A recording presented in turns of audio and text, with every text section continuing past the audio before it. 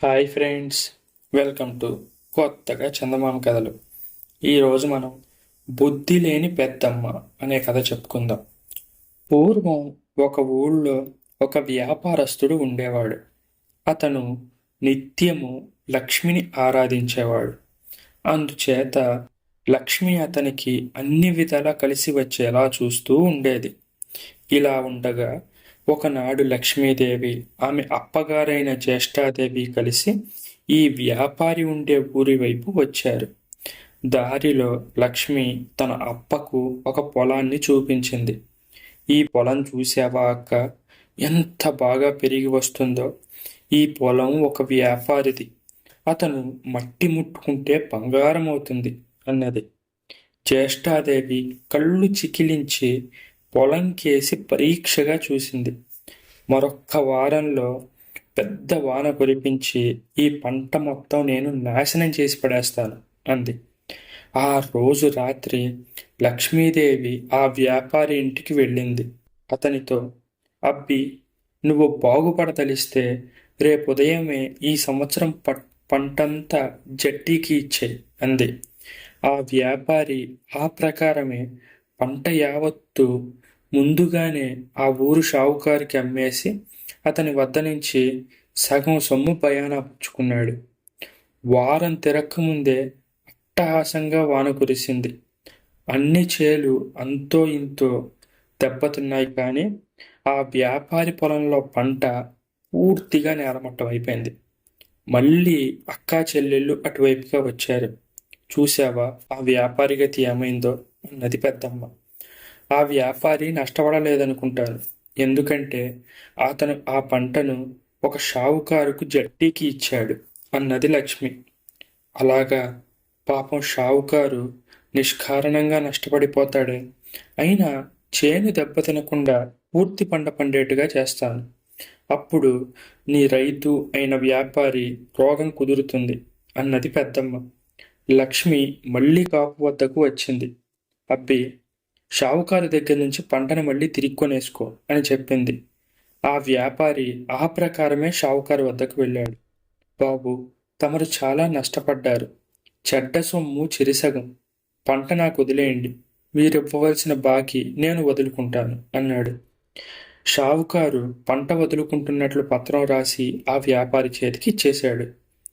ఆ రైతు పొలంలో పడిపోయిన మొక్కలన్నీ మళ్ళీ లేచి నిలబడ్డాయి. మామూలుగా కంటే విరగ కాసింది చేను. అక్కా చెల్లెళ్ళు అటువైపుగా వచ్చారు. చూశావా, షావుకారుకు నష్టం కలగకుండా నేను కాపాడాను అన్నది పెద్దమ్మ. ఆ పంట యావత్తు వ్యాపారి షావుకారు వద్ద అప్పుడే కొనేసుకున్నాడుగా, నష్టం మాత్రమే షావుకారుది అన్నది లక్ష్మి. పెద్దమ్మ పళ్ళు పట్టపట్టా కొరికింది. దుర్మార్గుడు నేను చేసిన యుక్తి కల్లా ప్రతి యుక్తి చేస్తాడా? కుప్పకి 2 బస్తాల కంటే గింజరాలితే చూడు అన్నది. లక్ష్మి మూడోసారి వ్యాపారి దగ్గరికి వెళ్ళింది. అబ్బి, నువ్వు పంట కోసి కుప్పలు వేసేటప్పుడు సాధ్యమైనన్ని ఎక్కువ కుప్పలు వేసి వాటిని వేరువేరు కళ్ళాలలో నూర్చు. ఈ సంగతి బాగా గుర్తుంచుకో, లేకపోతే బాగా నష్టపడిపోతావు అన్నది. ఆ వ్యాపారి ఆ విధంగానే తన పంటను చిన్న చిన్న కుప్పలుగా వేసి వేరువేరు కళ్ళాలలో నూర్చాడు. ప్రతి కుప్పకు 2 బస్తాల ధాన్యం రాలి మునుపటి కంటే 3 ఎక్కువ ధాన్యం ఇంటికి చేరింది. ఆ ధాన్యాన్ని నిల్వ చేయడానికి ఆ వ్యాపారి కొత్తగా ఒక ఇల్లే కట్టవలసి వచ్చింది. మరికొద్ది రోజులకు అక్క చెల్లెళ్ళు ఆ వ్యాపారి ఇంటి మీదుగా వెళ్ళేటప్పుడు పెద్దమ్మ మళ్ళీ ఆగింది. ఈ కుట్లన్నీ ఏమిటి అని అన్నది. నువ్వు చేసిన పనే. కుప్పకు 2 బస్తాలు రాలాలంటివిగా 300 కుప్పలు వేసి నూర్చాడు. ధాన్యం దాచడానికి చోటు చాలక కొట్లు కట్టించుకుంటున్నాడు అన్నది లక్ష్మి. ఇదంతా తన చెల్లెలే చేస్తున్నట్లు ఇప్పటికి పెద్దమ్మ తెలుసుకుంది. ఈసారి ఆ వ్యాపారిని ఏం చేస్తానో చూడు. రేపీ పాటికి సర్వనాశనం కాకపోతే అప్పుడు అడుగు అన్నది పెద్దమ్మ. ఏం చేస్తావేమిటి అని అడిగింది లక్ష్మి నవ్వుతూ. ఇంక నీకు నేనేం చెప్పను అన్నది పెద్దమ్మ కోపంగా. ఆ రాత్రి లక్ష్మి వ్యాపారిని చూడ్డానికి వెళ్ళి ఒక ఉపాయం చెప్పింది. మర్నాడు అక్క చెల్లెళ్ళు అతని ఇంటి ఛాయలకు వెళ్ళేసరికి ఆ వ్యాపారి ఇంటి బయట మేళతాళాలు మోగుతున్నాయి. ఇద్దరు మానవ రూపాలు ధరించి లోపలికి వెళ్ళారు. ఆ వ్యాపారి ఏదో పూజ చేసే ప్రయత్నంలో ఉన్నాడు. ఏం పూజ చేస్తున్నావు నాయనా అని లక్ష్మి ఆ వ్యాపారిని అడిగింది. జ్యేష్ఠాదేవికి పూజ చేయబోతున్నాను. ఆవిడ దయ వల్ల ఈ ఏడు నాకు ఎంతో కలిసి వచ్చింది అన్నాడు ఆ రైతు. ఇద్దరూ బయటికి వచ్చాక లక్ష్మి తన అక్కతో, నేనేమో చేశామనుకుంటేనే అక్క, అంతా నీ సెలవేనని అతనికి ముందే తెలుసు అన్నది. అలాగుంటే అయితే చాలా యోగ్యుడనమాట, నేనింకా ఏమిటో అనుకున్నా అన్నది పాపం అమాయక పెద్దమ్మ. ఈ విధంగా రైతుకు పెను ప్రమాదం తప్పింది. ఇప్పుడు మనం ప్రత్యక్ష సాక్ష్యం అనే ఒక చిన్న కథ చెప్పుకుందాం. ఒకనాడు కొంతమంది ఒక చోట చేరి తమ మిత్రుడు మరొకరి మంచి చెడ్డల గురించి ముచ్చటించుకుంటున్నారు.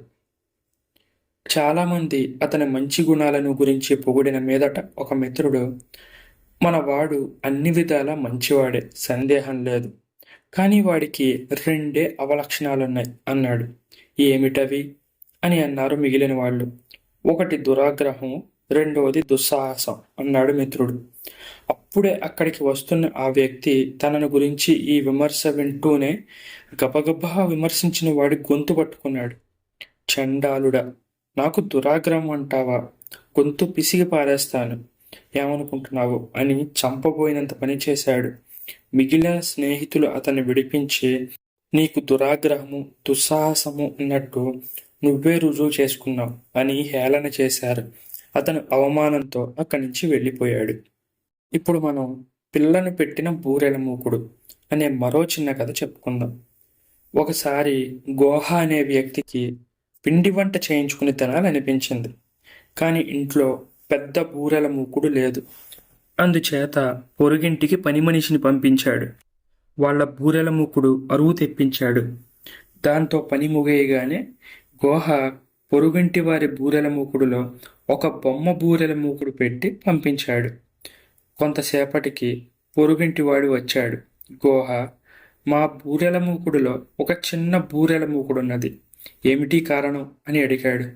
ఓహో, మీ బూరెల మూకుడు పిల్లను పెట్టింది కాబోలు, నాకేమీ తెలియదు అన్నాడు గోహ. పక్కింటివాడు తృప్తిపడి వెళ్ళిపోయాడు. కొంతకాలం గడిచాక గోహ మళ్ళీ పొరుగింటికి వెళ్ళి బూరెల మూకుడు అడిగాడు. పొరుగింటి ఆయన సంతోషంగా ఇచ్చాడు. కానీ గోహ ఎంతకాలానికి దాన్ని తిరిగి ఇవ్వలేదు. కొంతకాలం చూసి పొరుగింటివాడు గోహ దగ్గరికి వచ్చాడు. మీ దగ్గర ఉంటే పోతుందని కాదు, కానీ బూరెల మూకుడుతో నాకు పని పడింది, కొంచెం ఇస్తారా అని అడిగాడు. ఏ బూరెల మూకుడు అని అడిగాడు గోహ. ఆనాడు పిల్లని పెట్టిందే ఆ మూకుడు అన్నాడు పొరిగింటివాడు. గోహ ఒక్కసారి నిట్టూర్చాడు. తమ్ముడు, పుట్టిన ప్రతిదీ చస్తుంది. దేవుడి దగ్గర నుంచి వచ్చిన ప్రతిదీ తిరిగి దేవుణ్ణి చేరవలసిందే. ఆ బూరెల మూకుడు పాపం ఆ రోజే చచ్చిపోయింది అన్నాడు. పాపం అమాయకుడైన పక్కింటివాడు అది నిజమే అని నమ్మాడు. ఈ కథలు మీకు నచ్చినట్లయితే వీటిని లైక్ చేయండి, మీ ఫ్రెండ్స్ అందరికీ షేర్ చేయండి. అలాగే మన ఛానల్ని సబ్స్క్రైబ్ చేసుకోవడం మాత్రం అస్సలు మర్చిపోకండి. Thank you friends.